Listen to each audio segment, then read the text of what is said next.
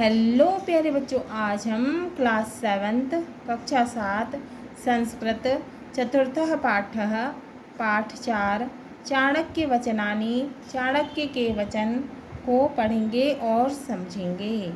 चाणक्यः चंद्रगुप्त मौर्यस्य गुरुः आसीत्। चाणक्य चंद्रगुप्त मौर्य के गुरु थे। कौन थे चाणक्य? चंद्रगुप्त मौर्य के गुरु थे। सह महान राजनीतिज्ञः, वे महान राजनीतिज्ञ, अर्थशास्त्रज्ञ, अर्थशास्त्र को जानने वाले आसित थे। वे महान राजनीतिज्ञ थे और अर्थशास्त्र को जानने वाले थे। चाणक्य नीतिः कौटिल्यमर्थशास्त्रस्य एतोः द्वौ ग्रंथोः प्रसिद्धौ स्तः। तो चाणक्य नीति और कौटिल्य अर्थशास्त्र, ये दोनों ग्रंथ प्रसिद्ध हैं। तो क्या है प्रसिद्ध? चाणक्य नीति और कौटिल्य अर्थशास्त्र, ये दोनों प्रसिद्ध ग्रंथ हैं। चाणक्यः नंद वंशस्य उन्मूलनं कृत्वा, चाणक्य ने क्या किया था? नंद वंश का अंत करके, कृत्वा यानी करके। तो चाणक्य ने नंद वंश का अंत करके या फिर नंद वंश को समाप्त करके चंद्रगुप्त मौर्य सिंहासने स्थापितवान। तो चाणक्य ने क्या किया था? नंद वंश का अंत करके चंद्रगुप्त मौर्य को सिंहासन पर बिठाया था। तस्य वचनानि अत्र प्रस्तूयन्ते, उनके वचनानि वचन अत्र यानी यहाँ प्रस्तुत हैं। माता शत्रुः पिता वैरी, येन बालो न पाठितः न शोभते सभा मध्ये हंस मध्ये बको यथा। तो वे माता शत्रु के समान हैं और पिता वैरी यानी दुश्मन के समान हैं। येन बालो ना पाठितः, जो अपने बच्चों को नहीं पढ़ाते। ना शोभते सभा मध्ये हंस मध्ये बको यथा, यानी कि क्योंकि वे बच्चे उसी प्रकार सभा में शोभा नहीं देते हैं जैसे कि हंसों के बीच में बगुला सुंदर नहीं लगता, बगुला अच्छा नहीं लगता। तो अर्थ है वह माता शत्रु और पिता दुश्मन हैं जो बच्चों को नहीं पढ़ाते, क्योंकि वे बच्चे उसी प्रकार सभा में शोभा नहीं देते जैसे हंसों के बीच बगुला सुंदर नहीं लगता, अच्छा नहीं लगता। अधमा धनमिच्छन्ति धनं मानं च मध्यमाः, उत्तमाः मानमिच्छन्ति मानो हि महत्ता धनम। तो अधमा क्या है? निम्न कोटि के लोग। अधमा क्या है? निम्न कोटि के लोग। और महत्ताम यानी श्रेष्ठ लोग। महत्ताम क्या है? श्रेष्ठ लोग। अर्थ है निम्न कोटि या निम्न स्तर के लोग धन चाहते हैं। अधमाः धनमिच्छन्ति। तो अधमा यानी निम्न स्तर के लोग धन चाहते हैं। धनम मानं च मध्यमाः, और मध्यम लोग धन भी चाहते हैं और मान भी चाहते हैं। उत्तमाः मानमिच्छन्ति, उत्तम लोग हैं वो इज्जत चाहते हैं। मानो हि महत्ताम धनम, क्योंकि सम्मान ही सज्जनों का धन है। तो अर्थ है इसका निम्न स्तर के लोग धन चाहते हैं, मध्यम लोग धन और सम्मान दोनों चाहते हैं। उत्तम लोग इज्जत चाहते हैं क्योंकि सम्मान ही सज्जनों का धन है। जल बिंदु निपातेन क्रमशः पूर्यते घटः, जिस प्रकार पानी की बूंद बूंद लगातार गिरने से पूरा घड़ा भर जाता है।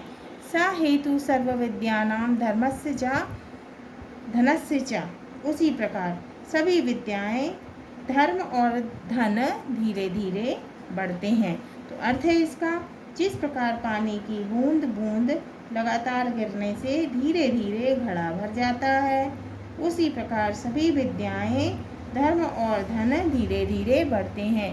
सुखार्थी चैत्य जैत विद्याम, विद्यार्थी चैत्य जैत्य सुखम। सुखार्थिनः कुतो विद्या, विद्यार्थिनः कुतः सुखम।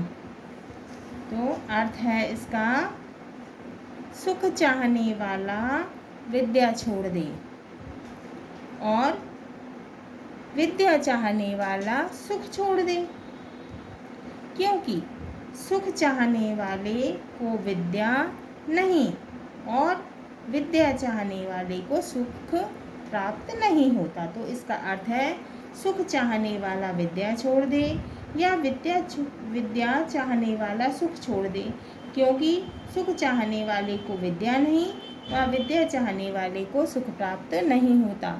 तक्षकस्य विषम दंते, मक्षिकायाः विषम मुखे, वृश्चिकस्य विषम पुच्छे, सर्वांगे दुर्जनस्य तु। तक्षकस्य क्या है? तक्षक नाम का सर्प, एक विशेष तरह का सर्प। विषम क्या है? जहर। दंते का अर्थ होता है दांत। मक्षिकायाः का अर्थ है मक्खी और मुखे का अर्थ है मुँह। वृश्चिकस्य का अर्थ है बिच्छू और पुच्छे का अर्थ है पूंछ। सर्वांगे यानी सभी अंग, दुर्जनस्य यानी बुरे लोग। तो तक्षकस्य विषम दंते है, सर्प का विष जहर दांत में होता है। मक्षिकायाः विषम मुखे, मक्खी का विष मुख में होता है। वृश्चिकस्य विषम पुच्छे, बिच्छू का विष जहर पूंछ में होता है। सर्वांगे दुर्जनस्य तु, और बुरे लोगों का जो विष होता है, जहर होता है, पूरे सभी अंगों में होता है। तो अर्थ है इसका, सर्प के दांत में जहर होता है, मक्खी के मुख सिर में जहर होता है, बिच्छू की पूंछ डंक में जहर होता है, पर दुर्जनस्य अर्थात बुरे व्यक्ति के सारे अंगों में जहर होता है। कामधेनु गुणा विद्या सर्वदा फलदायिनी। कामधेनु गुणा यानी इच्छा पूरी करने वाली गाय के समान गुण वाली। विद्या सर्वदा माने हमेशा, फलदायिनी यानी फल देने वाली। प्रवासी का अर्थ होता है यात्रा में, और मातृसदृशी का अर्थ होता है माता के समान। विद्या गुप्त धनम यानी छुपा हुआ धन। स्मृतम कामधेनु गुणा विद्या सर्वदा फलदायिनी, प्रवासी मात्र सदृशी विद्या गुप्त धनम स्मृतम।